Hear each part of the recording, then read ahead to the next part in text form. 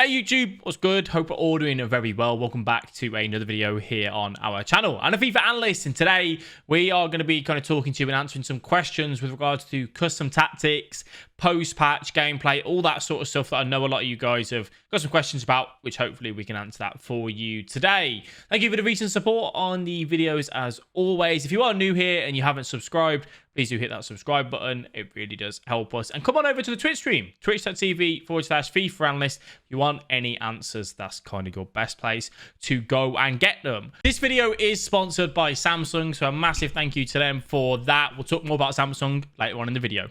So first of all, let's just talk about kind of what's happened on FIFA recently with regards to the change on the patch. And with regards 50 times, shall I?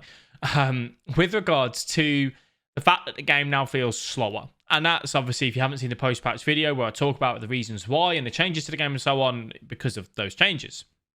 What does this mean for tactics, setup, gameplay for you guys and everything like that? Essentially, the way FIFA goes at the minute is kind of a battle of this. One player will have a lot of the ball and will try and break down 10 men and will sit on the edge of the 18 trying to force their way in. The opponent will sit deep, LBY, L1 triangle over the top, hit on that through ball, hit on that counter.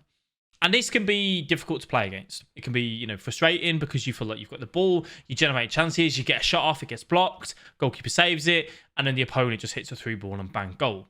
That is what we're going to probably be seeing at the minute. So my first invitation to you, if you are playing against someone that is doing that and you are needing to defend those counter-attacks, make sure you switch to that last man to defend that through ball. Switch to your centre-back. Track the through ball, use second man press, and track it all the way, please. You have to, okay? And then hopefully you nullify their counter-attacking threat from that. Get your numbers back behind the ball, and then you can try and defend in numbers as well. In saying that, how can you attack against it? You want to have a formation that suits you. 4-2-3-1 is one of my favourites, where you offer a little bit of width. Maybe you've got a little bit of an overload through the middle with a centre mids who can go forward, like a Kevin De Bruyne, Coutinho, Renato Sanchez, whoever you guys are using, and use the fullbacks as well. Use the width and use that overload. You have to. You are going to get caught on a counter from doing it, but you have to do that. So that's the first kind of thing that we need to make sure that we're doing. I really would emphasise having someone in the middle of the park who can hit a long range finesse. So, this is one of my accounts here that we do a lot of SBCs on for player reviews and stuff. But say like the Draxler, he can go for that long range finesse. Again, the Kevin De Bruyne for a kind of perfect example for this. You really, really need those players that can do that. Because if you don't, you're not going to have any attacking threat from deep. You're not going to be able to force your way in. If you do manage to get into the 18-yard box, I really need you to look for a skill move, a first-time fake shot, a normal fake shot, an elastico, reverse elastico, whatever it may be, to try and take out that AI block. Shot cancels are still a really good one, and that extra pass off across goal to just get a simple tap in. In saying that, we'll move on to the custom tactics. A variety of custom tactics is needed probably now more than ever. And what do I mean by that? I'm a possession-based player. Call me a rat, whatever you want. Embrace the rat. I like to hold the ball. I like to have the ball. I like to control the game. I want to be the one, putting a stamp on the game, being the controlling player, being the dictator on that match. That obviously then means that I come up against people that sit deep more often because that's my play style, and you might be guilty of that as well. You might be playing a slow build-up, slow possession, looking for that tick-attacker football, and then you're like, yeah, but he's got 10 minutes inside the box. That's what I'm meant to do. Yeah, that is going to happen. So I need you to be able to flick a switch. What do I mean by this?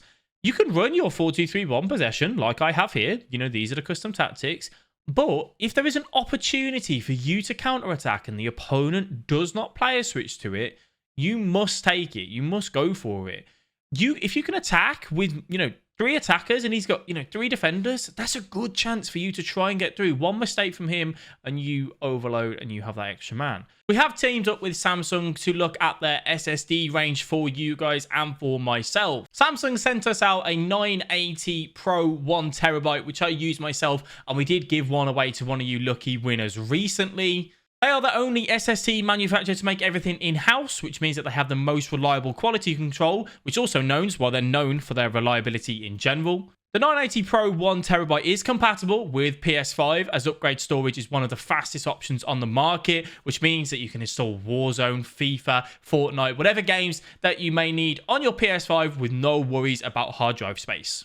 Samsung is the #1 provider of flash memory in the world. It's a versatile drive that can be used for PC builds or for upgrading the laptop storage as long as the laptop allows that upgrade. And now the heatsink model of the 980 Pro is fully compatible with the PS5 as well, meaning you won't need to purchase a third-party heatsink to use with your SSD in the PS5. Samsung are working on more SSDs available in the near future, which I'm really excited to look forward to. Click the link at the top of the description to find out more. And as always, thank you to Samsung for sponsoring this video. But if you do what some people do, is they go backwards and they go sideways and they don't really look to hit on the counter and they play that possession tiki-taka because that's the play style that they want, you are going to come up against that drop back. If you can't do it in your normal formation, your normal tactics, that's when switching to something like a 4-4-2, pressure on heavy touch, long ball, forward runs, get those players running, get those players moving. And then you will hopefully see the counter attack more often for you, more available for you. But you can still have both play styles. Again, if you're winning 2-0 and you have got that lead, go back to that 4-2-3-1 if you want to. That's not a problem. It could be the 4-3-3 for you. It could be the 4-4-2. Whatever it is, I don't mind. Go back to that. If it's 2-2, you want to be a bit more aggressive. You want to try and hit on the counter, but you still want to play football. You still want to play possession. Have the tactics suit that on there. Having the forward runs, having the direct passing, the opponent's team will go and sit back deep, right? We've seen it since day one of FIFA 22. Defenders track runs that they shouldn't track, and EA still haven't patched this, regardless of the 70 depth or more.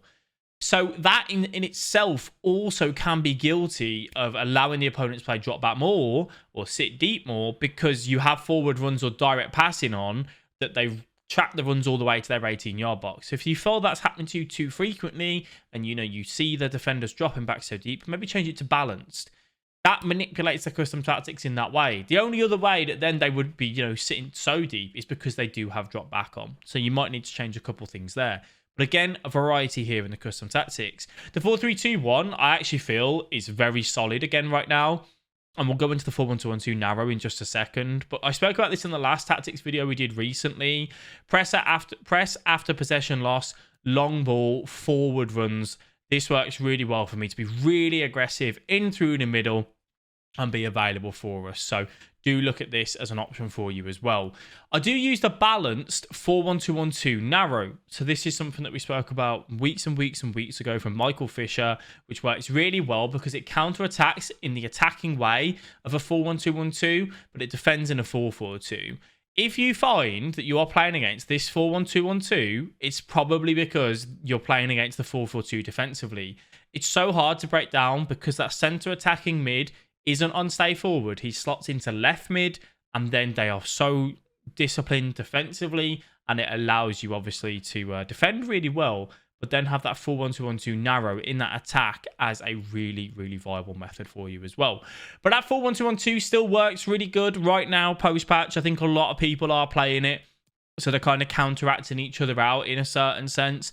But again, having that variety in those custom tactics now more than ever, as I said, with regards to the slow sort of gameplay that we have. And then obviously that ultra attacking tactic that you may need. I'll use the 4-1-2-1-2 at the minute. I've been using the 3 at the back still as well. And that works really, really good. But what I'm trying to emphasize here is that we have a variety. We're willing to adapt our playstyle based on the game that we're in. Because if we just stay with how I want to play the 4-2-3-1 possession, I'm going to score 1 goal, 2 goals a game, and the opponent's going to hit me on the counter. And if I don't switch and track that through ball quick enough, I am going to be in big, big trouble. So just ensure that you do try and track it as best as you possibly can and have that. But not being too stubborn in that sense, in really wanting to only play that one play style. We have to be versatile. We have to adapt to the situations with our tactics and so on. And you might be sat here saying to yourself, well, analyst, how do I know when to change things when the opponent is in that 4-1-2-1-2 narrow? That comes from game experience, from you playing against these tactics on a regular basis, these formations on a regular basis, and trying different things. If I match a 3-5-2, I play the 4-2-3-1, I put my cams on stay forward, my right hand attacking mid, left attacking mid on stay forward, because it hits on the counter really well against them. If I come up against the 4-1-2-1-2 narrow, I'll just spread it really wide and really look to drag those centre mids out to then work it back into the middle. Maybe using something with 3 midfielders could work well with still having the width. It really does come to game knowledge and you having that kind of in your locker as something to use and try. So do try those different things. If you're wondering, oh, I want the instructions for all these, I will just quickly whiz through them all for you.